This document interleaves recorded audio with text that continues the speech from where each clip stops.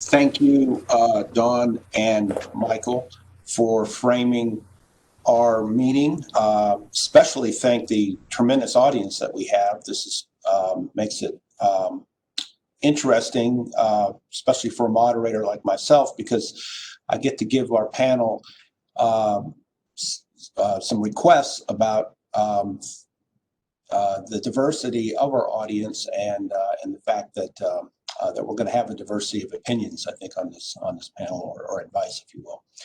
I'm going to go ahead and speaking of Michael Youth, he's also one of my favorite colleagues, along with one of our panel members on my panel, Brian Franklin, from the best Leadership North Carolina class ever. So.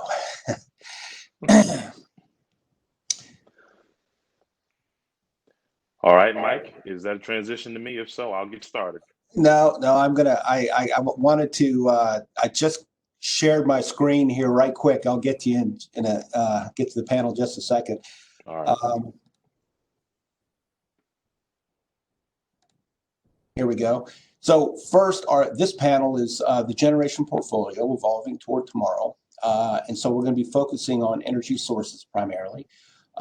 If I won't introduce EPIC, but I encourage folks to go to our webpage, which you can see the link right here at the bottom. Our four panel members this morning are Hamilton Davis from Southern Current, Sherry Bernhoft from the Electric Power Research Institute, Brian Franklin from Duke Energy, and Katharine Kollins, Southwest Wind Coalition. I won't provide any further introduction to them, but I encourage our panel members, as we discussed in our pre-panel meeting, to add any biographical material about yourself and your organization that helps your presentation. So I'd like to kind of describe why it's a getting to 2050 and why it's a generation portfolio in the context of the fact that there is no one unique path to accomplishing the larger goal of decarbonization.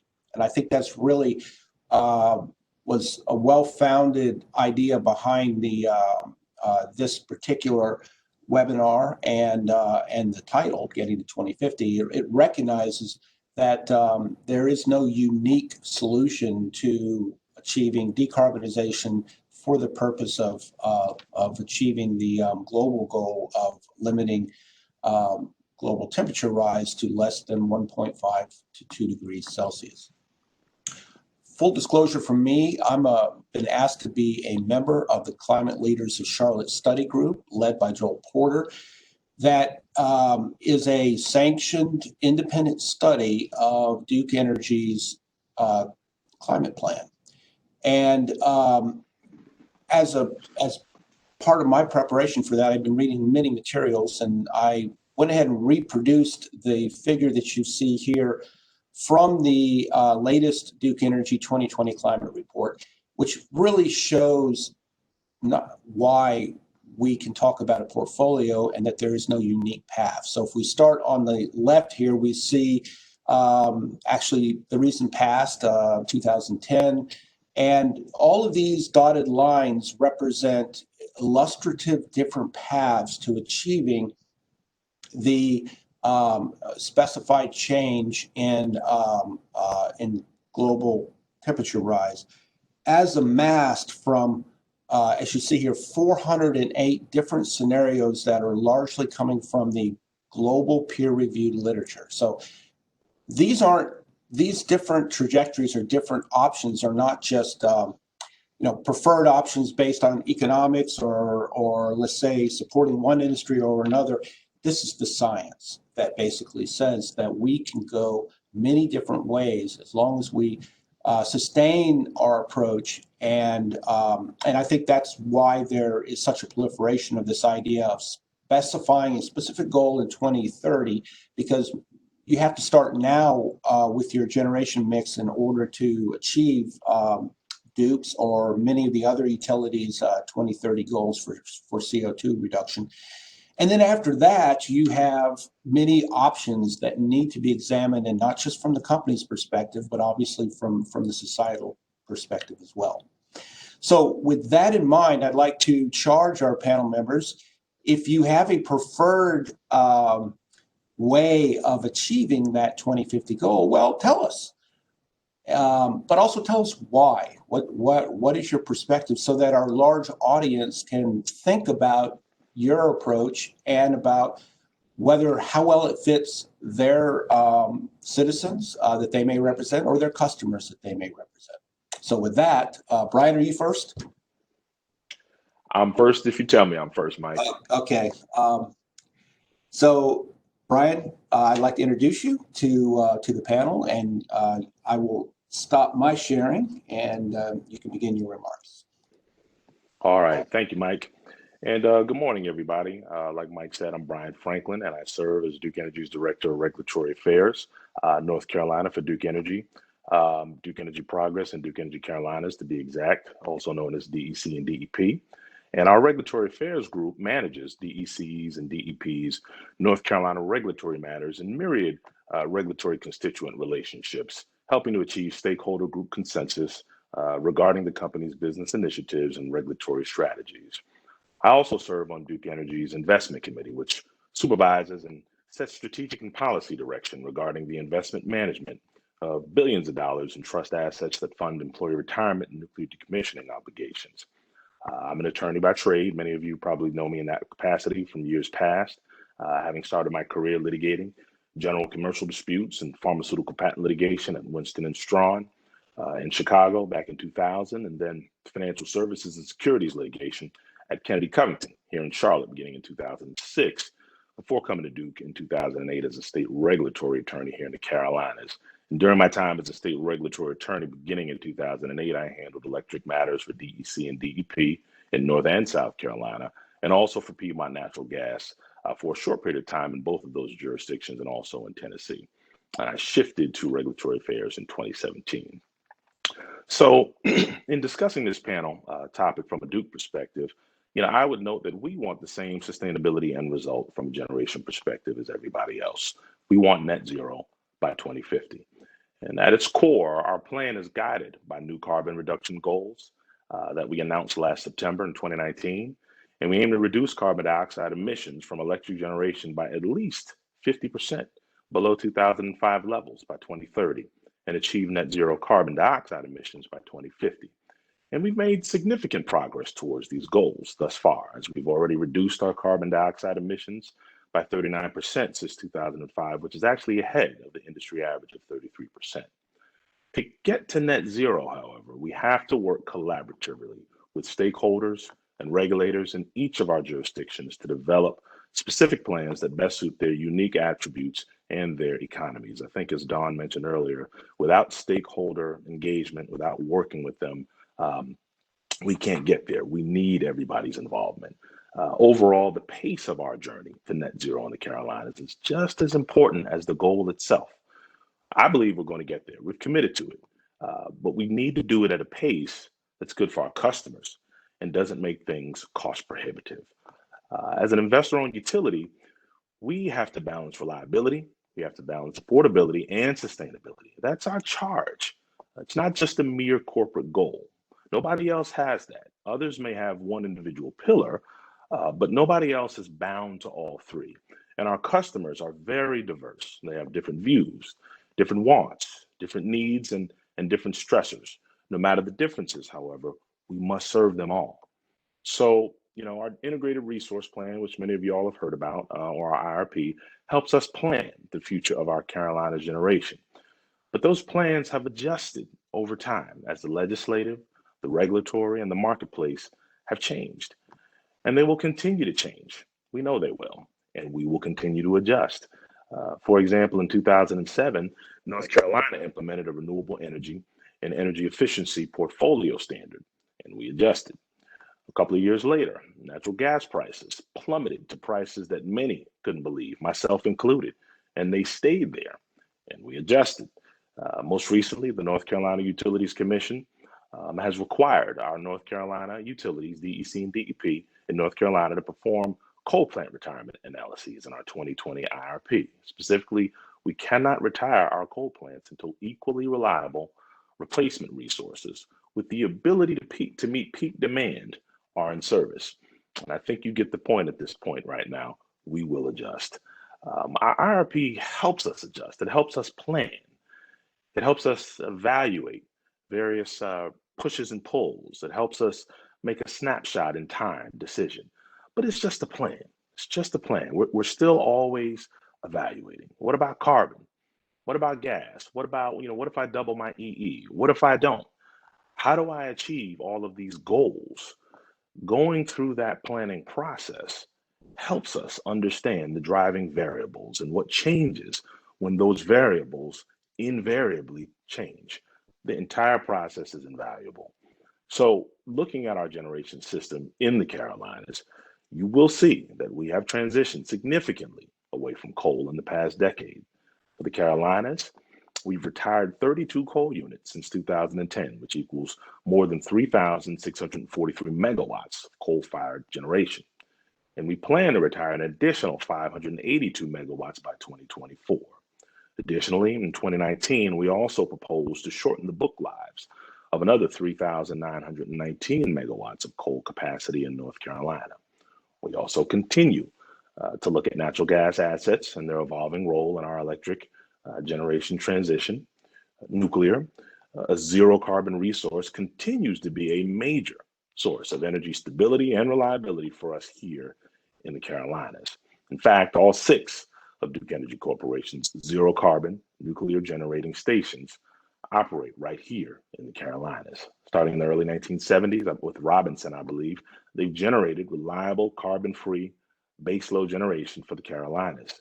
And as of today, they provide 11,000 megawatts of generation here in the Carolinas, enough to serve nearly 7 million homes. We will seek also renewal of the licenses of these reactors for an additional 20 years, which will extend their operating lives to and beyond 2050.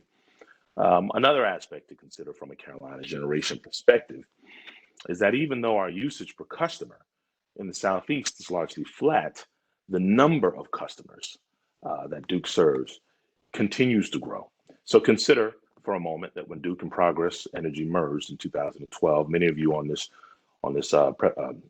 call are probably familiar and probably were around when that happened in the utility space. The newly combined company had 7.1 million electric customers. Now, just 8 years later, 7.8 million. So we're not shrinking. And that's with our Carolinas utilities ranking first in the Southeast in energy efficiency. Energy efficiency and demand side measures do help a lot. They help slow what we have to do from a generation perspective to address that growth. But make no mistake, we're not shrinking into those assets retiring. We will continue to look for energy efficiency opportunities. But since the next kilowatt hour of efficiency naturally becomes a little harder at times to achieve, we still have to find a way to replace generation resources. So in this next decade, either through solar paired with batteries, gas as a bridge fuel, wind resources, or otherwise, we need to leverage diverse resources and dispatchable resources. We currently have 8,000 megawatts of wind and solar projects as of the end of 2019 from a commercial perspective, and we also operate 22 wind farms across the country from a commercial perspective. We will continue to explore how to incorporate wind-based generation into the Carolinas, especially after the expiration of the 18-month wind moratorium which was implemented back in 2017. And North Carolina continues to play a major role for solar in the country. We were second, and I believe we still are in the country for the past decade in solar capacity. And, it continues to be something that's very important to both DEC and DEP. Batteries, very promising, especially as costs come down. Even if they more so move energy in time versus technically generating electricity, and this is very, very important to us, a very important technology. And in fact, in our 2020 climate report, it states that Duke Energy at the enterprise level plans to invest roughly $600 million over the next 5 to 10 years to expand battery storage by almost 400 megawatts. Even with battery storage, however, we still must continue to think about electric generation opportunities.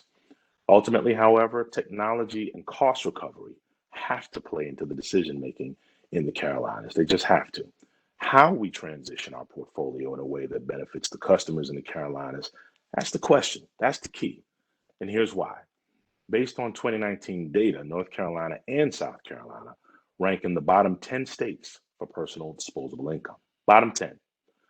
So, for example, let's say we're in the top 10, and I have a large amount of disposable income, let's say as an individual, and I'm only using 600 kilowatt hours per month, and that's only 20% of my monthly income. Not only, but it's 20% of my monthly income.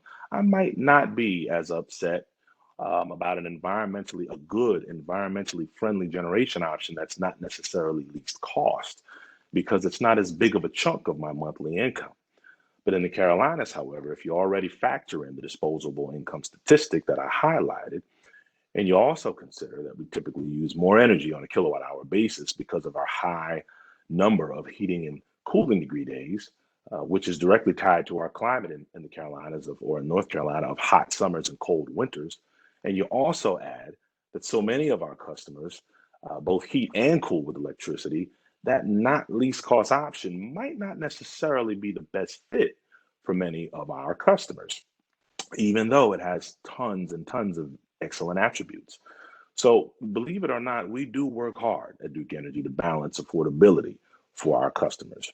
Changing too fast can be too expensive, but moving too slowly can cause us to miss our climate goals. That's why pace is so important. So, in wrapping up, the actual pathway that the company takes to achieve net zero carbon emissions by 2050 while maintaining the generation needed to provide electric service for our customers, it's going to be based on things like evolving technologies. It's going to be based on costs. It's going to be based on electricity demand, public policy, stakeholder input, and also, very importantly, regulatory approvals. During the next decade, we will need significant innovation and technological advancement to ensure that we have viable options needed by the 2030s to achieve a net zero carbon future by 2050. This is why public policy here in the Carolinas is so important. It's so important in my opinion. The development of public policy with broad stakeholder input, that's key, is what ultimately drives how we can transition our system. For our part, DEC and DEP will continue to collaborate with policymakers, continue to collaborate with stakeholders, continue to collaborate and work with our Carolinas customers to evaluate the best options to meet the needs of those customers while maintaining affordability, reliability, and sustainability. Thank you for your time. Thank you, Brian. We're going to go ahead and a question just came in for Brian, and we're going to try to keep most of our Q&A to the end. I'll go ahead and allow Brian to address this one since it's still fresh here. What does Duke see the demand growth look like from now until 2050? Thank you, Mike. That's a great question. I don't know the specific data on that. I think you'll see a lot more come out when our 2020 IRP is filed in North Carolina with the commission in September. So that IRP will really be able to give you specifics on that. My thought and speculation is that our demand growth will continue to remain an important and pivotal thing that we need to address, as you've seen from 2012 to 2020, we had almost 700,000 additional customers here for Duke Energy Progress and Duke Energy Carolina. So from 7.1 million to 7.8 million. I'm not aware of any reason that is going to slow. But I think the IRP is really going to be able to give you the data that you're looking for. Great, thank you. Great answer. So since we've heard from obviously one of the most significant investor-owned utilities in both our region and the country, first, I'd like to invite Hamilton Davis to take the next panel point of view, bring that to us. Hamilton is the Director of Regulatory Affairs for Southern Current, which is a leading solar developer of commercial and large-scale solar storage assets. Hamilton? Yeah, thanks, Mike, and thanks, Brian. That was a great way to get us started on this panel. I'm Hamilton Davis. I'm Director of Regulatory Affairs for Southern Current. I'm headquartered down here in Charleston, South Carolina. And Southern Current is an installer and developer of commercial and large-scale solar and storage assets. We have hundreds of operating facilities around the country today. We operate from an integrated platform that includes project development, engineering, procurement, construction, operations and maintenance, and also finance and asset management. So what I'm going to do something maybe a little bit different today in my presentation. I'd like to just start these first 10 minutes that I have making some observations, putting some questions on the table that I expect we'll delve into in more detail once we get into the Q&A and the panel discussion. But what I'm interested in doing here is teasing out a conversation not just around what kind of clean energy future is possible from a technological standpoint. I think we know that we have the resources in the Southeast and the Carolinas to achieve about 2050, but also what's the market structure that's going to deliver that in the most reliable, most cost-effective way and actually manifest that clean energy future in a way that's best for consumers and all participants. And so I'll start here just with a few observations around market design principles that I think most folks agree with when we talk about a standard market, which our energy markets tend not to be, but some of them around the country have certainly evolved in this direction. So first off is just market access. How are clean energy resources able to participate in meeting customer demand, including generation resources that are not owned by an incumbent utility? Effective competition. Are clean energy resources able to effectively compete with traditional resources and with each other under the current policy and regulatory environment? And are there better alternatives out there? We need to massage the situation so that that effective competition can actually take place. Accurate price signals. Are clean energy resources being accurately compensated for the value they provide, and are they bearing the cost that should be ascribed to them? Is there transparency in pricing in the market? And then consumer choice. Are customer preferences being appropriately considered, and is customer choice being accommodated by the current market structure? And then finally, of course, reliability. Is resource adequacy and power quality being accounted for in cost-effective and efficient manners? Today, we have a handful of market mechanisms that allow clean energy resources to come online in the Carolinas. Probably first and foremost is PURPA, which is actually a federal policy that was adopted by Congress in 1978. But it's really been responsible for the majority of the clean energy deployed in the Carolinas to date. But the expectation is that PURPA is going to play a smaller role moving forward. We've certainly seen that recently in North Carolina, with a shift to things like competitive procurement. Duke Energy has a competitive procurement of renewable energy. CPRE is the program title, which has been successful over the last year, but it's new and it's also limited in terms of market ceiling, and it's not clear what will follow from their CPRE process. We also have seen competitive procurement in South Carolina, most recently by C&T Cooper, which has an active solicitation open for 500 megawatts of new solar today, and they anticipate procuring as much as 1,500 megawatts of new solar in the next few years. We have recent legislation in South Carolina, Act 62, which also encourages and allows for our Public Service Commission down there to evaluate these programs more broadly. So there are dockets open to do that. On the customer-sided side, of course, net metering has been incredibly important to allow customer access directly to clean energy generation. South Carolina quickly became a leader in the region for rooftop solar after passing a law in 2015 that allowed solar leasing and solidified net metering as kind of the standard for how those customers participate in the clean energy market. And North Carolina has also seen a good bit of growth recently in the rooftop space, though there are dockets open in South Carolina, and I think the expectation is we'll see a docket open soon in North Carolina that reevaluate net metering. So we may see changes there, and that could impact how customers directly access these technologies. There are also green tariff programs available today in North Carolina through Duke, their Green Source Advantage GSA program, which has seen some moderate success in the last year since it's been approved. There is still capacity available in that program. And there's also a cap on that program. So to the extent that cap is hit, how will commercial and industrial customers be able to access clean energy moving forward?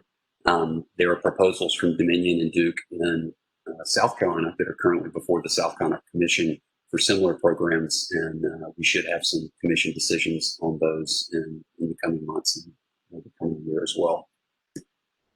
The other discussion that's really gained traction of late in the Carolinas and more broadly in the region is our discussions around market reform. We have legislation introduced both in North Carolina and South Carolina to this end, where in North Carolina, House Bill 958 directs the commission to study whether or not the utilities in North Carolina should join an RTO, as well as looking at a whole host of that type of potential activity, reporting on the benefits and advantages of that to the legislature, and also authorizing the commission to move forward with some of those decisions on their own if they find that it's in the best interest of the utilities customers.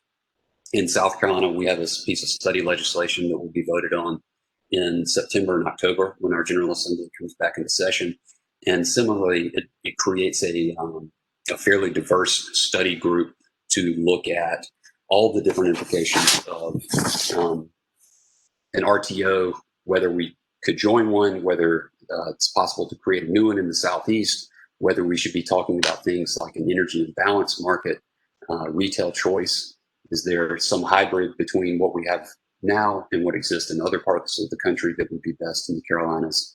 And then, of course, looking at the actual cost for participating in those types of markets and the regulatory capacity and resourcing needs that come along with that.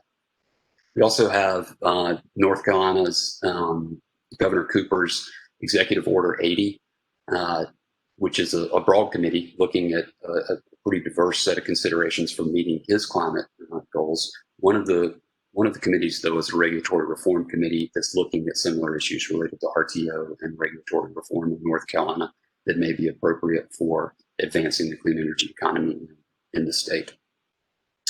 You may have read in news recently, there's broad regional discussion today around a Southeastern Energy Exchange market, which is being called SEAM. This Duke has participated in this, Dominion, Southern Company, TVA, and others around the region. And this is kind of it's a voluntary market. It seems to be based on an energy imbalance market. We don't have all the details yet. We expect those to be forthcoming in the months ahead. But the general idea is a voluntary market that expands the geographic footprint by which resources can meet consumer needs and potentially reduce costs and increase deployment of clean energy resources. And of course, the devil's in the details with that, and we're all interested to see what the utilities will be proposing there. Interconnection reform is another important conversation that's happening in the Carolinas right now. My company, through NCCBA and SBA, have been working closely with Duke Energy over the last year on a proposal for reforming the interconnection process, moving away from a serial study process to a cluster-based process to make interconnection generation resources more efficient, and the ability to share costs for things like transmission upgrades easier to do. And I think Duke is going to be following that program actually at the end of August. And so we could see some needed improvements to the interconnection process in South Carolina through that. And then finally, expanded competitive resource procurement. As I mentioned, these conversations and dockets are underway in South Carolina, and I think generally a broader discussion around not just competitive procurement for specific resources, but potentially all resources. What's happened around the country and other regions is when competition has been opened up to replace, say, a retiring coal plant, it's been wind and solar and battery storage that have been able to come in and meet the system needs and do it cost competitively while outcompeting other alternatives. And so that's certainly something we would expect to see discussed in more detail in the years ahead. And then finally, I think all of this represents a number of challenges and opportunities, and almost always the challenge that we're dealing with has an opportunity on the flip side of it. So we talk about something like uneconomic coal on the system, and Brian mentioned Duke's coal analysis that we'll see in the 2020 IRP. What we're talking about is expensive resources that are currently on the system that could be replaced, but for the cost maybe of depreciating those assets on an accelerated basis, and some of the reliability considerations that also come along with that.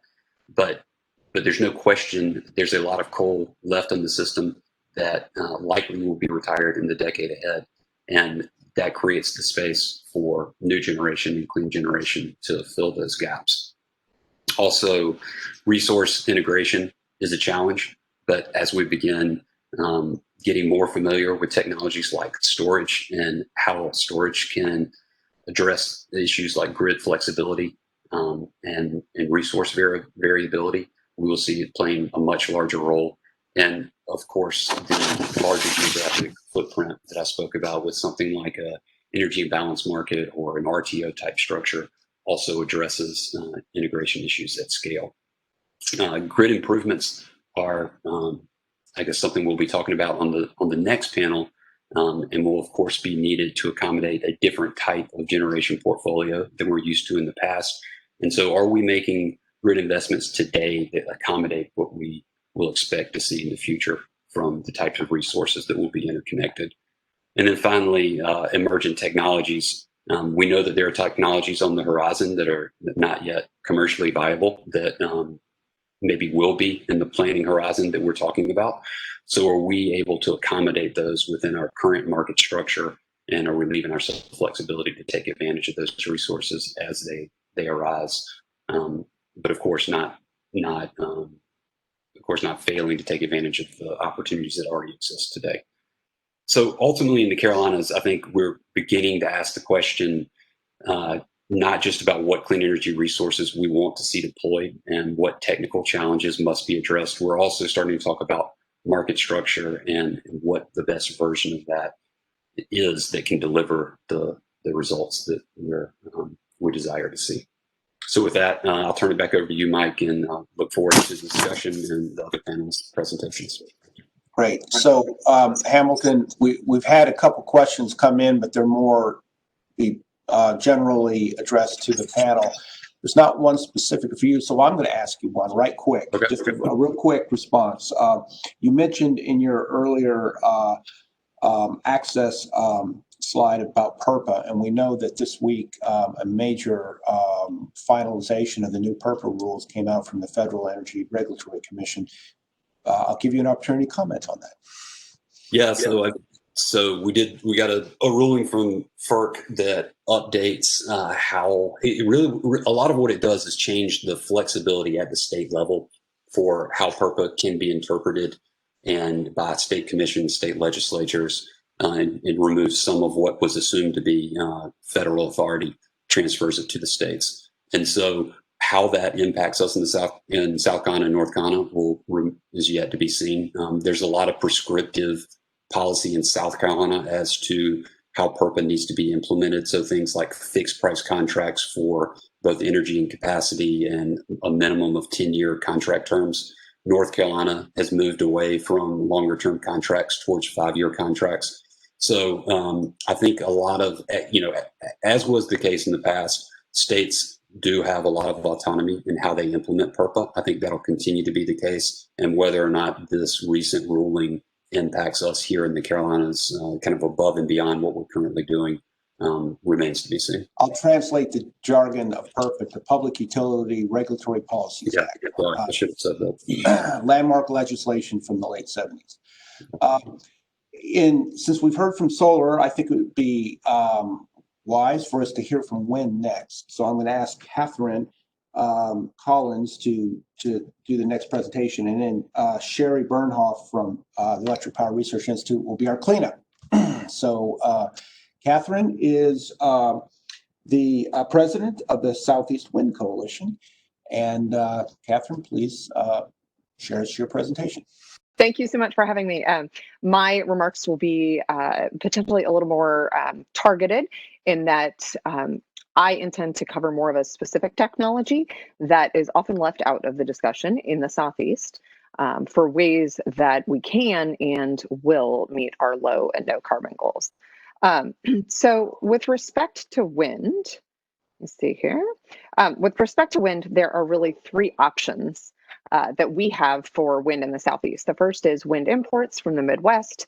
Second is land-based wind with higher hub heights than we've seen in the Midwest. And last but certainly not least, offshore wind. So covering first really quickly, just want to give folks a sense that the Southeast does already have a pretty significant amount of based wind imports from the Midwest. Now, that said, a lot of these contracts were signed when wind was a good bit more expensive. And so I think that that's been tough for some of the Southeastern utilities to stomach the idea of additional wind coming on to the grid through high voltage transmission lines and such. Some of those lines have also been very difficult to permit. And I'm happy to discuss that. But for now, we'll just say that this is a viable option. It's just a matter of building new transmission to get these high wind resources into the Southeast. So land-based wind in the Southeast, why don't we have any? Or why do we have very little? And that is primarily because the wind resource at the 80-meter hub height, which is where wind is developed and where turbine technology has been in the past, is pretty slim in the Southeast. And you can see here, Carolinas at 80 meters, not a lot of really good wind resource. Now, as turbine heights get higher and these generators get larger and larger, the present picture gives you a sense that we do actually have resource that's economically developable on the coast and in the western portion of the state. However, the ridgeline law in at least in North Carolina, not in South Carolina, but the ridgeline law does affect the ability to generate new wind development across much of North Carolina. And then future significant 140-meter hub height, we really open the Southeast to development. Right now, that's more expensive, but Department of Energy and others are putting a lot of resources into figuring out how we can develop high hub height resources at a lower cost. Here you can see just the evolution of the scale of turbines has come up significantly over the last 20 years. And this trend is only continuing and probably continuing in a more significant manner since 2019. So requests to FAA just continue for higher and higher hub heights continue. So I want to cover really quickly the Amazon Wind Farm US East, because this is the one project in not only in the Carolinas, but really in the Southeast, aside from a small older project in Tennessee. This project is a $400 million investment, 108 megawatts, which is 104 turbines, built by Avangrid Renewables. This project began commercial operation in 2017. These are significant economic development opportunities, so there's certainly more to be said for wind than just its carbon footprint, no carbon footprint, than just its ability to power using a natural resource. These projects can be and often are the largest taxpayer in the counties in which they reside. So this project, largest taxpayer in Pasquotank and Perquimans counties. There are significant landowner payments. So over 60 landowners participate in this project and receive lease payments of over $6,000 per turbine per year. And then the other thing to mention is just project footprint's really important, because as we look to diversify resources, it's important to note that wind has a really small footprint compared to the amount of land use required. So this project, just as an example, even though the footprint is 22,000 acres, only 200 acres becomes wind-specific usability. So that's occupied by facilities, wind turbines, roads, substations, and the O&M building. The rest of that land you are able to farm right up to the base of the turbine, so high compatibility with previous land use. So you can see here just a quick picture. The farming operations have continued all around these turbines, and actually in some ways have been improved because there are now 18-inch deep rock roads to get crops out, whereas before it was just kind of a sea of mud. You can see there on the ground, this is former swampland. It was drained a couple, about 150 years ago in order to be used as farmland. So it's pretty wet area. And again, just to be cognizant of time, I'm not going to go into too much detail, but the wind ban, the 18-month wind moratorium on land-based permitting in North Carolina was mentioned earlier by Brian. That certainly did not help the industry. In fact, I would say pretty negative signal to these kinds of projects. You saw the Amazon project was a $400 million investment. When you've got companies looking to invest hundreds of millions of dollars in a project, they need some certainty. And so state policy is a big piece of that. And so having policies that encourage and not hinder wind is really important. The Timbermill Wind Farm is the one other project that is still under development in the Carolinas, and that is being developed by Apex Clean Energy in close proximity to the Amazon wind farm that I just talked about. So last but not least, offshore resource and potential for the Carolinas is significant. You can see those first two bars. North Carolina and South Carolina actually have on whole some of the highest potential wind resource in the country. It's important to note that the wind speeds are actually greater as you move further and further north. But because of the land mass or the ocean mass with the outer continental shelf off the coast of North Carolina and South Carolina, there is a whole lot of room for development. So you can see that we could cover North Carolina's electricity demand, I think it's 9 times with development off the coast. Now, that's not technically feasible because you can't build that many wind turbines off the coast. But certainly there is plenty of area to develop. One thing I'll mention about offshore wind, because this has come up in a number of conversations, as we start to look at what resources we can reasonably develop, it is much easier to permit 2,000 megawatts or 3,000 megawatts or more of offshore wind in one permitting regime than it is to try to do that on land. We've seen that in North Carolina, for example, just over and over with the difficulty in permitting land-based wind because of the various, you've got to go through a state level, you've got federal level permitting, state level permitting, and then local permitting at the county level for land-based wind. So here you can see Southeast has significant resources. That is due primarily, like I said, not to wind speeds, because the wind speeds are much better in the Northeast, but just the amount of ocean space off of our coast and the shallow waters. North Carolina has 3 wind energy areas, the Kitty Hawk up in the Northeast, and then 2 wind energy areas have been identified by the agency that is responsible for leasing federal lands is BOEM, the Bureau of Ocean Energy Management. And so the only one of these that has actually gone to lease is that little orange area up top, and I'll talk about that in a minute.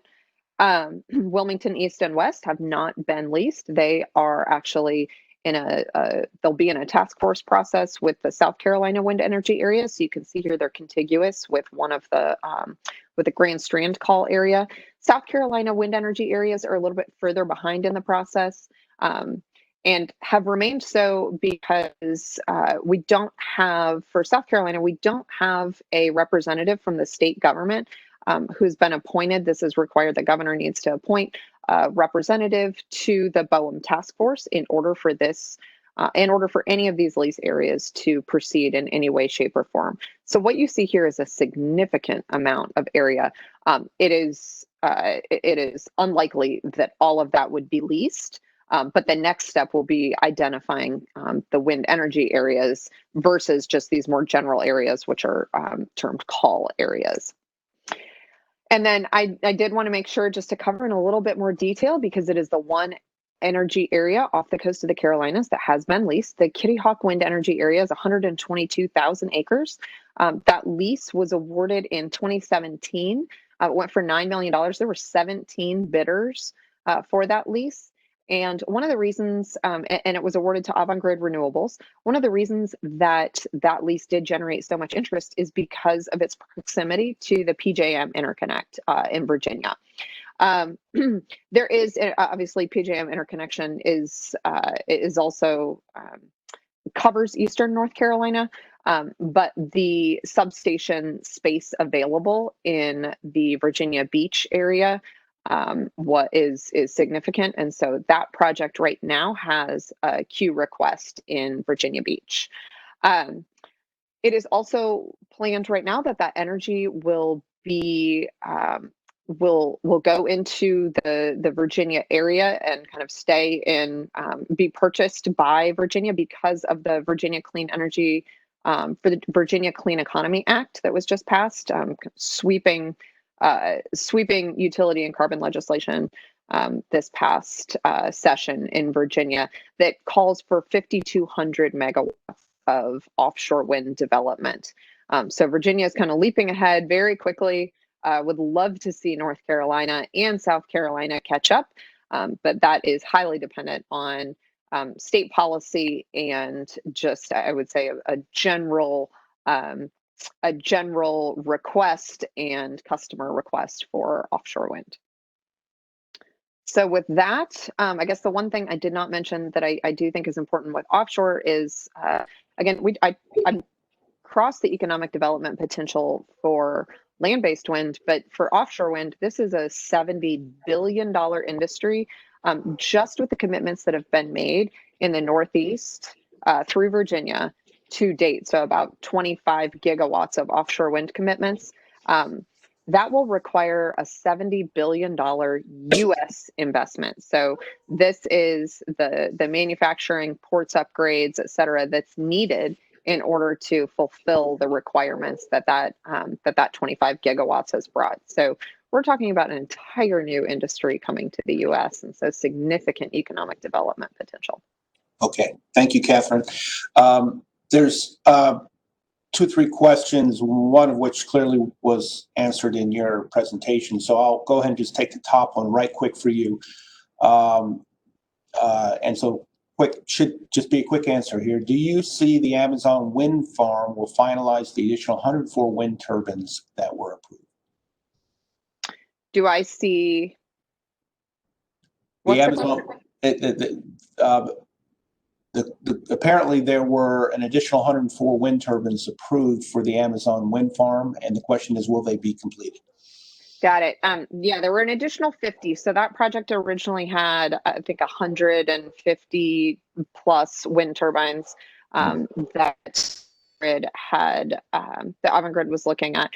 No, those won't, because the Navy determined. So the reason that 104 were built in the first stage is because there's a large radar system just across the border in Virginia called the Rother radar, and I won't get into more detail on that, but through the modeling that DoD did with the Navy and with a laboratory in MIT that does the DoD modeling, they determined that there would be that the radar impacts would be too great if that were fully developed at with 150 turbines. So they're sticking with 104. So that is the full size of the project.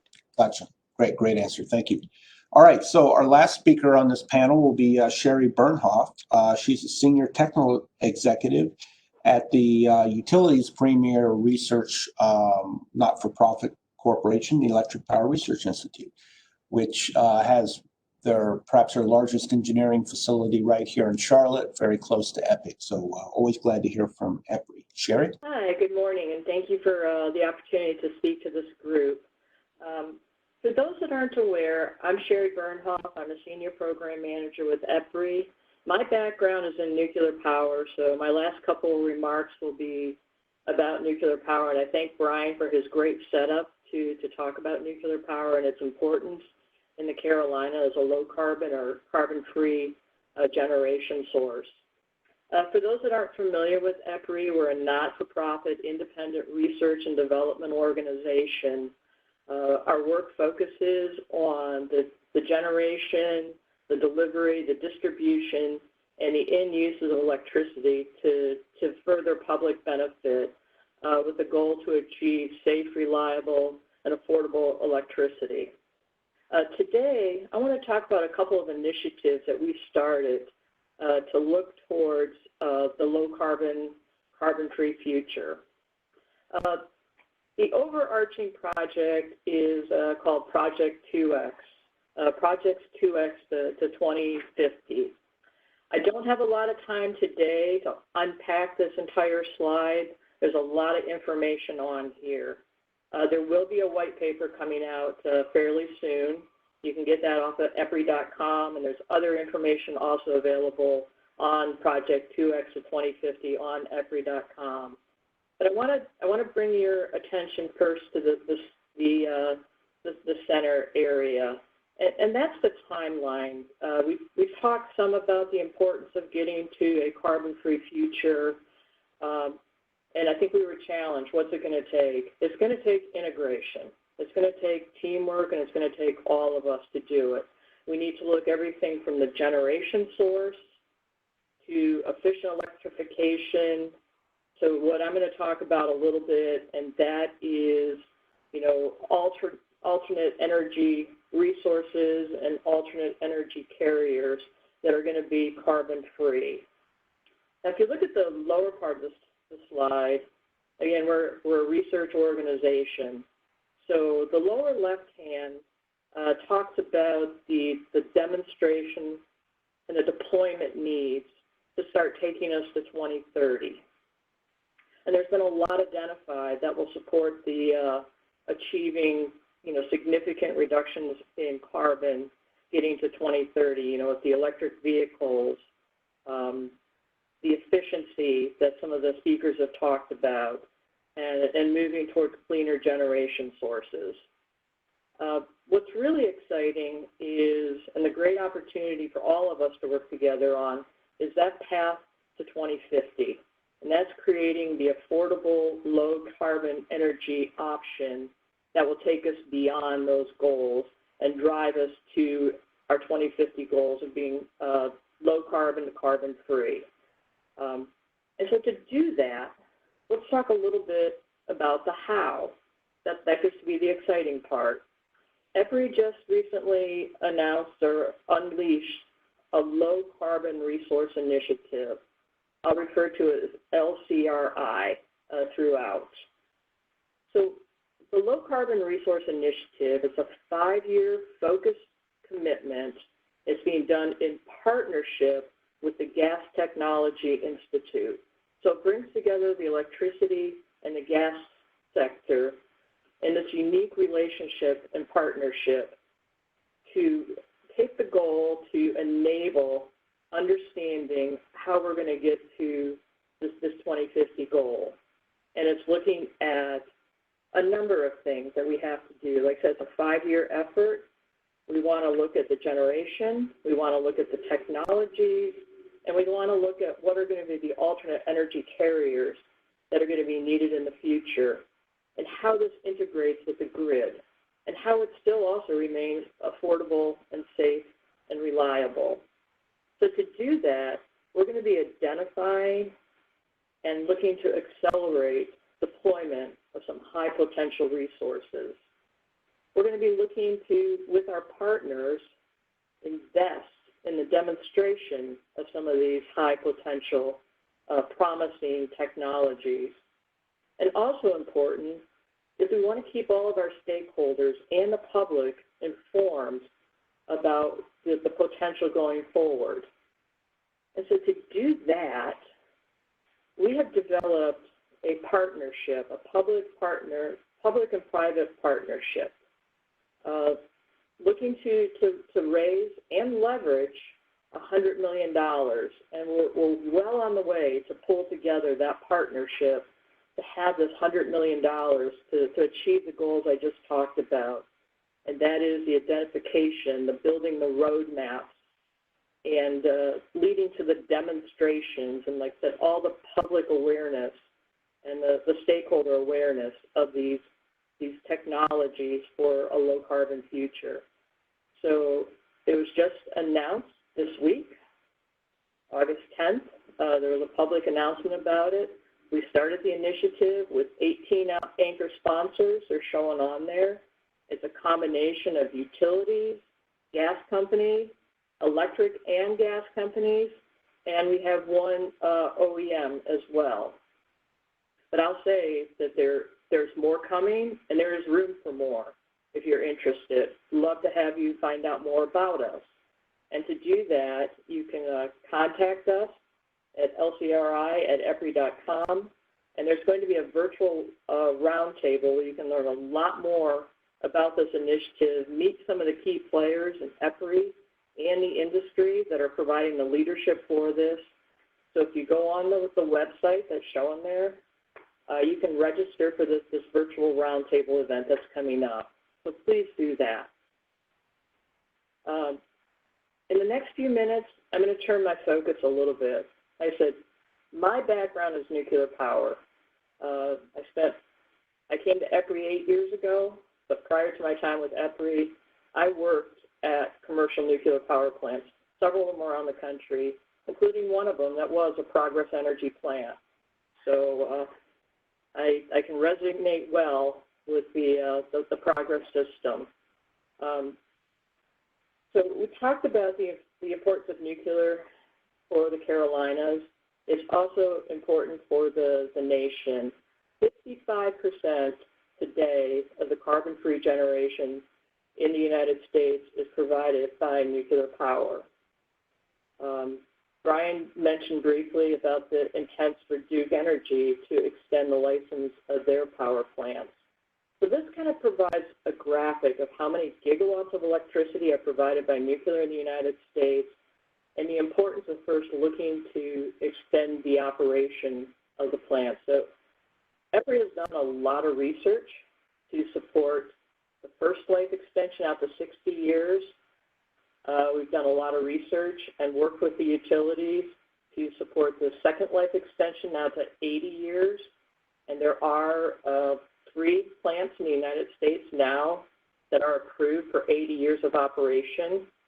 And we're actually starting to talk about 100 years of operations as well. But this provides that bridge of a carbon-free future while we also continue to develop the next generation of reactors, the small modular reactors, the salt-cooled reactors. So it's important to keep the fleet that we have going safe, reliable, and affordable, and also continuing to do the research and the development and the demonstration of the next generations of reactors as well, as a part of the overall contribution to a low-carbon energy future. Another area that we're working on too, and this is under our part of the Low Carbon Resource Initiative, is we have significant value in our nuclear assets today.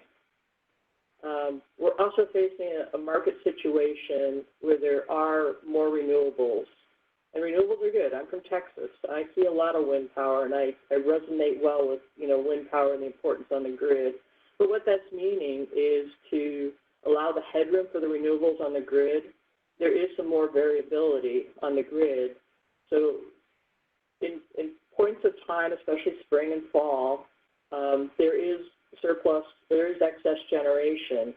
So to start looking at the full value of getting our nuclear power plants and keeping this carbon-free asset of the grid, we're working on what we're calling nuclear beyond electricity.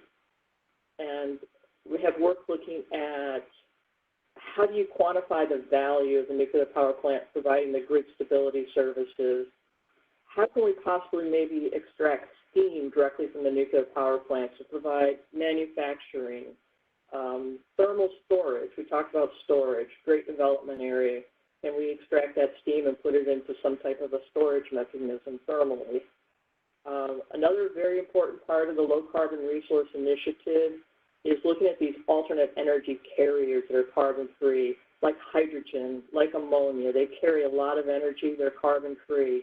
So can we use the electricity or the steam from a nuclear power plant that's carbon-free to create these carbon or alternate energy carriers that are also carbon-free? And they can be used for producing power, they can be used to run buses, they can go to manufacturing, a lot of uses for the hydrogen and ammonia that can be provided. You can also provide municipal steam for district heating or for desalinization. You know, a future need that we haven't talked about, of course, is the energy, water, food nexus.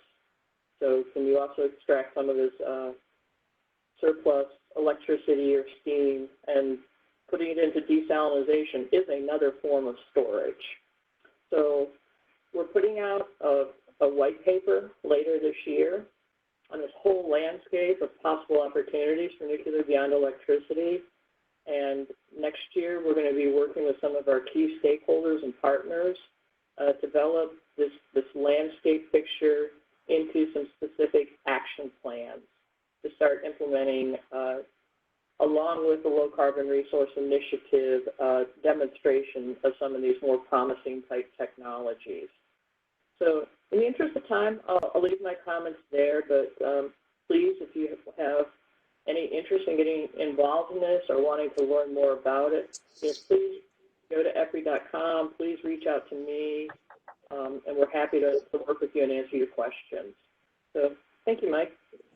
Thank you, Sherry, and thank you for giving us a twofer there, both teeing up our next panel for sure in terms of the integration question, which has already been mentioned by our other panelists, but showing us a specific program and some of the specific issues there.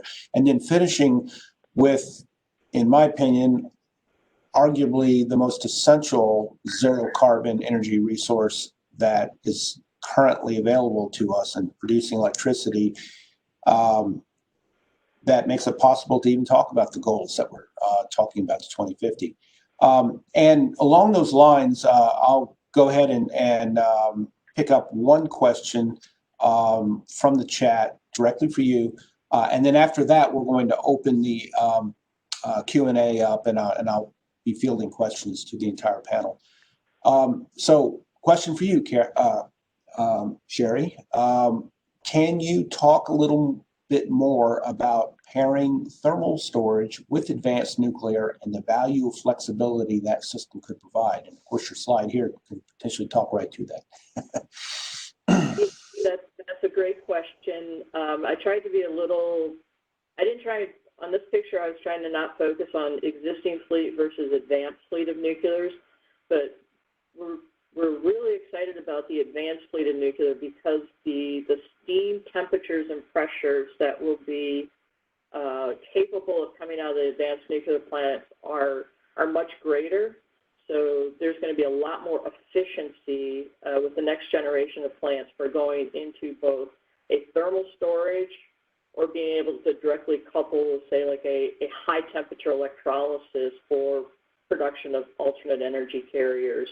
So yes, our advanced nuclear technology group is working very closely on looking at multiple energy storage options off of the advanced nuclear plants.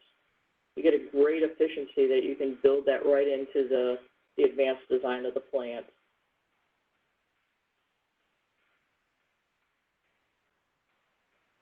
Great, thank you. There is, in particular, I was familiar with a plant in Mississippi when I was there, the Kemper County plant, that ended up not being completed as originally planned. But this idea of power plants actually generating electricity was an ancillary purpose for the Kemper County plant. It was actually supposed to be a chemical plant to produce CO2 for the tertiary oil production process, common there in Mississippi and Louisiana and East Texas, and also ammonia for fertilizer production. So these are all other things that people don't always connect, but the utility industry has been trying to build pilots and build expertise to be able to have this broad, direct resource that is beyond the idea of combined cycle and really combined economy, if you will. At this point, we have plenty of time until 11:45 to entertain some questions, and I'd like to bring back a few questions that have already been posed on chat. And the top line one was a great question that I, of course, was very interested in.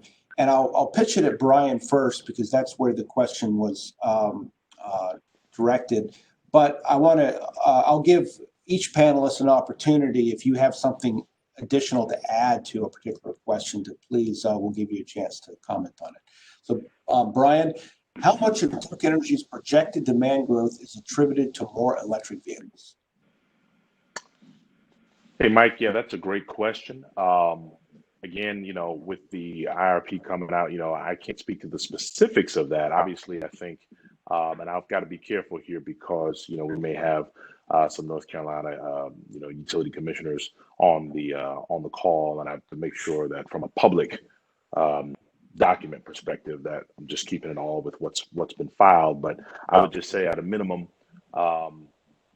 to the extent that anybody doesn't know, Duke Energy, Carolinas and Duke Energy Progress have filed a pilot for approval here in North Carolina. It's currently pending at the commission, and it is an EV pilot with a lot of different variability between different, types of benefits and things that the company would like to see from a pilot perspective for EV. So I'll stop there as far as describing that to keep that all above board. But I would say that it's obviously something that is Duke Energy Carolinas and Duke Energy Progress is very interested in. I think you've seen, people have seen from a Governor Cooper Executive Order 80 perspective that the governor is interested in as well. And so I think all of this potentially could impact demand growth. But I would say, again, just not even taking EVs into account, when you just look at what's happened within the past 8 years, from us jumping from 7.1 million electric customers for Duke Energy and Progress Energy combined here in the Carolinas to now 7.8 million. That is a compelling, to me, level of demand growth. It seems like just every year the numbers keep going. I remember when it was 7.1, then it became 7.3, then 7.5. Up until a week or so ago, it was 7.7. And I look up yesterday as far as updating my numbers for my presentation, and I see it's 7.8. So the projection is continuing to go up from a demand perspective. And as I think I mentioned before, we've always got to make sure that we as a company can satisfy that demand. We have to be there for our customers, no question about it. We have to be reliable. We have to be adequate.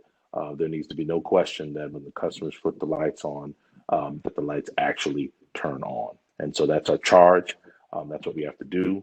Like I said, we want to try to keep it as affordable as possible. And at least from my perspective, technologically agnostic. However way we can get there, let's do it responsibly, collaboratively, work with stakeholders, and make it a an all-encompassing community sort of and group project. Thank you, Brian. And rather than open that question directly to the panelists, I'm going to take another related question and target Hamilton on that. And Katharine may have something to say too about it. But first, I want to mention, I just saw in chat that someone has noticed that we may have a North Carolina Utility Commission commissioner on the call. If that's the case, I want to welcome you to our program and thank you for taking time to visit with us on this. So, Hamilton, and what role will EVs play in demand response? Will there be financial incentives for customers charge, discharge at certain times of the day. And as you know, the reason why I'm pushing this to you is because energy storage with PV is becoming one of the more significant new additions to the competitive market. And the question, and there's been a long time theory, at least, that the batteries in electric vehicles. And for full disclosure, I have an electric vehicle and drove it into work today. I always drive it to work whenever possible, so I'm an owner myself. I'm kind of protective of my battery as well because it's one of my major capital assets in that. So maybe you can kind of take that question and frame it into the larger issue of energy storage and renewable energy going together. Yeah, so I'm certainly not an EV expert, but I mean, I think the question is actually pretty relevant to some of what I mentioned in my presentation, just in terms of pricing transparency and signals that are being sent in the market to consumers and other participants. So to the extent we do see, and I think we will, kind of this EV revolution, how those EVs, and I think this applies generally to storage, participate in the energy market really dictates or is dictated by how that market is structured. So do we have granular pricing being sent to folks to charge at certain times? Are we accurately and compensating those EV owners for any services that they are contributing to the grid? So it really is it's a transaction that we anticipate will materialize. But what's the mechanism of that transaction, and how the pricing be set? Will it be set by market? Will it be set by regulators? And so those are the types of questions that we really need to be having a conversation about, so that we do create a framework by which these technologies can successfully contribute and participate in the clean energy economy as it grows. All right, great, thank you. We'll go ahead and I want to like to take up another earlier question that is for Katharine, because you did a great job of showing us what the potential for, in fact, there was one questioner that thanked you for that great slide that showed why southeastern wind energy is latent to the development of technology that can harvest it, which is taller towers and bigger wind turbines. So the question is, at an obvious issue, which is, just because there's lots of offshore wind energy doesn't mean that it's necessarily economically accessible. And I'll leave it to the next panel to talk about the crucial issue of bringing onshoring energy from the ocean. But the question is, what is the life of offshore wind turbines, and how does it compare to land-based wind turbine lifetime? Yeah, the way that they're modeled from a financial perspective is very similar. It's about 25 years. And also, I would say, similar to land-based, what's often assumed by developers is that if technology evolves enough between the time that they initially install these machines and, say, 10 to 15 years out, there's a chance that you keep the tower infrastructure and place new generators on top.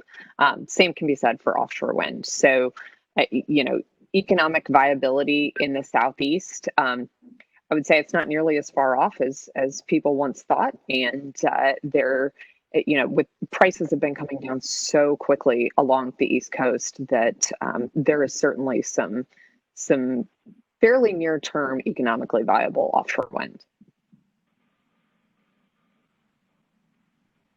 Great. Okay, so you're the expert on that, and I'd like to. I'm going to give Sherry a question, and then right after that, I'm going to pose the whole panel a question. We have an educator from the Rock Hill, South Carolina School District that has posed a request of our panel for help in educating young people on these issues. So I'll get to that after I ask Sherry to. There was a positive comment about integrated energy systems are key to our energy future, efficiency and sustainability has to be the drivers. And while there wasn't a specific question behind that, I'm going to create the question from that point, which is we're talking about generation here, but energy efficiency is absolutely, and really demand response too, is absolutely a competitor to energy sources. And so Sherry, since the first comment was pointed to you, I'll ask you about that. How does that change the economic and technical requirements for future energy generation if we have a way of avoiding the need for more energy? So I think the question is the economics of integrated energy system versus a demand response?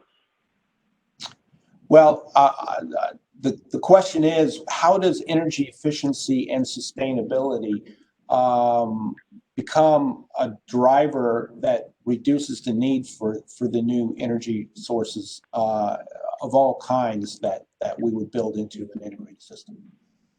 Okay. Efficient electrification, energy efficiency, demand response is, a very important part of the research that we also do at EPRI. So fully supportive. What it means is that the existing energy sources that you put on the grid need to be carbon-free going forward. We need to support that they're reliable, affordable, and that they also, importantly, what we'll talk about in the next panel, is that they support a reliable and resilient grid. So you need to also balance being able to provide those resources on the grid that can provide the resiliency and the reliability as well for the entire energy system. And so, for example, large baseload generation, like nuclear power, or even large coal, they provide what we call inertia on the grid, and they provide that stability for frequency and voltage support. So energy efficiency is good, demand side response is very good, but it all needs to be balanced with making sure that the grid stays reliable and resilient. I'm not sure if I got to the answer to the question, but yeah, that's great. Those are great points about reliability and resiliency. So I'm going to continue the same question more or less to Katharine and then to Hamilton, because you're just in that order on my screen here. The kind of a pointed question to you, since you two represent two of the fastest growing and newest and capital intensive new generation resources that are coming on the grid, are on the grid, and are in many of those paths to net zero and involve large amounts of wind or solar, new wind and solar. How does energy efficiency and demand response, is that a threat to your to your capital plans, or is it something you've already anticipating and you're building into your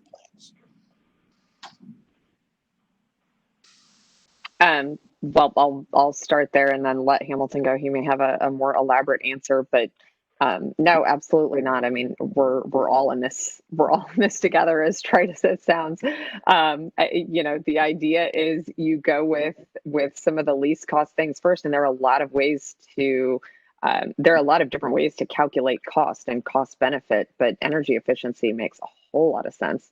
There's no need to generate additional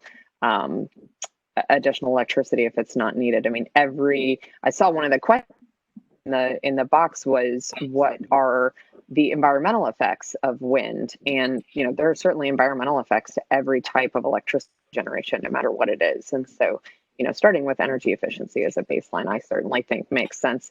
There's with the hundreds of gigawatts of required new generation to replace existing fossil generation that are going to be required over the next couple of decades, I don't think the pie is massive, so I certainly wouldn't consider it a threat. Got it. Hamilton? Yeah, just following up on that. I mean, actually, in some regards, energy efficiency and demand response are quite complementary to a resource like solar. I mean, one thing we've seen in the Carolinas is as new solars come online in the Duke and Dominion system, it's reduced significantly the summer peak, which has resulted in those systems either being dual peaking, where they still have a summer peak, but also a winter peak that is trying to be addressed. Which actually, because that winter peak happens in the morning, the solar is not available then, and so the value of that solar power is decreased over the rest of the year. And so by using energy efficiency and demand response to actually meet those winter peaks, it drives up the value for solar during other portions of other months. And so to that extent, they complement one another. And as Katharine said, this is going to our race to 2050 is not going to be won by solar or wind. It's going to be won by all of these clean energy resources, and we play well with others in that regard. Great. Yeah, makes sense. Both of you that the capacity needs for replacement and loan are going to keep you guys in business. So I'm going to. We'll wrap up with with our South Carolina environmental science and clean energy systems teacher question, and we have had a lot of great questions. I think we're going to have more questions than we can pose to the panel in our time-limited session. And I'll talk to David Doctor whether there'll be an opportunity to send some of the unanswered questions to the panelists for potential written replies. So I'd like to pose to Brian the following question.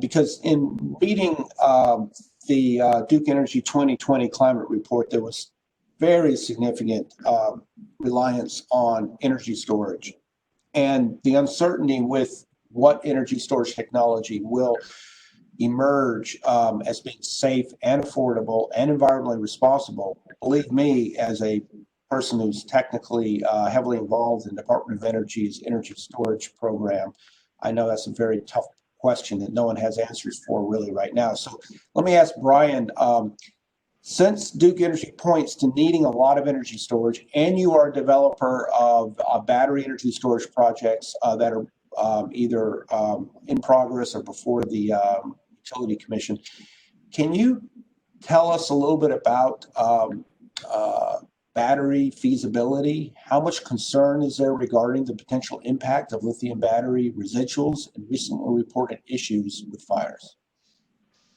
Hey, Mike, yeah, that's a great question. And I've been aware just from an industry perspective of some of the things being discussed and, some of the things that have happened out in Arizona with APS and the fires, things of that nature. So it's definitely something that's being discussed. I'm not the subject matter expert on that. We do have a team, that's dedicated to energy storage and studying the technologies. I think obviously from, the comments that I had before, and also from what's in our clean energy, plan, or our climate report, I should say, you see that it's something that we really are looking at as a good, emerging technology. But that team that we have really studies that in depth, and they look at it also from a safety perspective and an operability perspective. I think from a Duke perspective, I think one thing that everybody should always know and take away from any of our talks and filings and things of that nature is that safety is of the utmost importance to this company. We have to be as safe as possible. Doesn't mean we're perfect, but from a safe operability of our system, we try to do as best we can. And so those fires and things that are out there, those are concerning. But like I said, we certainly have a dedicated team that is looking at that and studies that. And, in the coming months and years, from a public perspective, I think the general public and also the stakeholders, many of which are on this, on this call, will continue to learn more about Duke's, thoughts as it relates to energy storage and battery storage. Great. Thank you, Brian. And from working with Duke, I know that safety is, in fact, job one. And we actually at EPIC have had to raise our safety culture in order to meet yours and be a responsible partner with you. because energy storage is absolutely spoken almost synonymously with more renewable energy integration, I'm going to give Katharine and Hamilton and Sherry, all three of you, just a 1 minute or less additional thoughts on that safety issue with energy storage. Yeah, I mean, just fine. I mean, I agree with how Brian kind of framed that up. And we're developing storage projects for utilities in the Southeast, and that's our experience is certainly the utility is holding you to the highest standard in terms of how you interconnect those facilities. The vendors we work with have warranties, have safety protocols that we strictly adhere to. And so safety is a top priority, and we believe the protocols are in place to deploy this technology in a way that you avoid those worst case scenarios. Obviously, with any industry, you're going to see accidents like happened in Arizona, but that's expected to be an outlier, not something that we see on a regular basis. Katharine, Yeah, go ahead. I don't have anything on the safety. I think kind of getting back to that initial question, I saw something in the chat box about renewables being so closely tied to energy storage. And I think it's important to think about the entire system holistically, because some of the modeling that Duke Energy has done with the National Renewable Energy Lab has shown that actually, with greater and greater penetration of solar on the grid in the Carolinas, it's one of the most efficient next steps is wind, land-based wind. As you increase the diversity of your generating profile, you really do decrease the need for things like energy storage. Now, clearly, energy storage is going to be integral into in a zero carbon future. But that said, in the near term, I don't know that you have to think about, every solar installation or wind installation needs the exact same amount of backup from energy storage. Yeah, I think that's a good point. And I've seen studies from Germany in which they're trying to design their system. The problem is that to actually implement that, you have to have a willingness to permit new transmission. You've already pointed out that could really be the crowbar in the works for most of these plans. Sherry, I'm going to ask you if you have any comments on that last energy storage question before we get to our last question. Yeah, I'll just weigh in that as a part of the overall grid integrated systems, we under the LCRI do have one of the focus committees is on safety, identifying the risk, and looking at the safety solutions to that. So that'll be handled. We're also accommodating that in the research. Great, thank you. So I'm going to go ahead and pose the last question to try to keep David Doctor from getting upset with me. And I've already seen in the chats that two of our universities that we here at EPIC work very closely with, both North Carolina State and Clemson, have offered some direct assistance to that school teacher. Susan Fields is her name. She says that she's a teacher at Rock Hill, as I've already mentioned, environmental science and clean energy. She asked, what career-related information do your organizations provide that I could share with my students? And would any of you be interested in participating in the Skype a Scientist in the coming school? So, panel, last words. Sherry, go ahead. Yeah. Yes, I'd be happy to help out. I live here in Texas, so I can Skype in and help and be willing to talk about our opportunities, and certainly some of my experience being a female engineer, as I'm sure others could too. Thank you. Yeah, good point. And we here in electrical engineering especially are trying to recruit more women like my wife, who's an electrical engineer. Katharine. Yeah, interesting. I was going to mention the diversity component of this industry as well, and how important it is that we start on the front end and that we start younger and younger. I love doing presentations to even elementary and middle school students. I find them to be some of the most rewarding presentations that I give, and certainly always willing. We don't have specific career information on our website, but I will say the offshore wind industry is poised, given the growth that industry is poised for, along the East Coast, there are significant efforts underway for workforce development. And so, those are kind of my two comments on that. And just to say that I think it's really important that we do talk to students and that we make a significant effort to get in front of a diverse set of students so that they can understand that this is a career for absolutely everyone. Gotcha. Hamilton. Yeah, I don't know that we have anything specific on our website per se, but you feel free to reach out to Southern Current. We do employ, and I think this is typical of a lot of large developers. We have engineers, construction science experts, attorneys, finance, accounting people, regulatory policy experts. So we have an incredibly diverse team that we do work with, and we do presentations regularly for a variety of groups. So if your school would like to reach out and have us weigh in, we'd be happy to do that. Okay, great offer.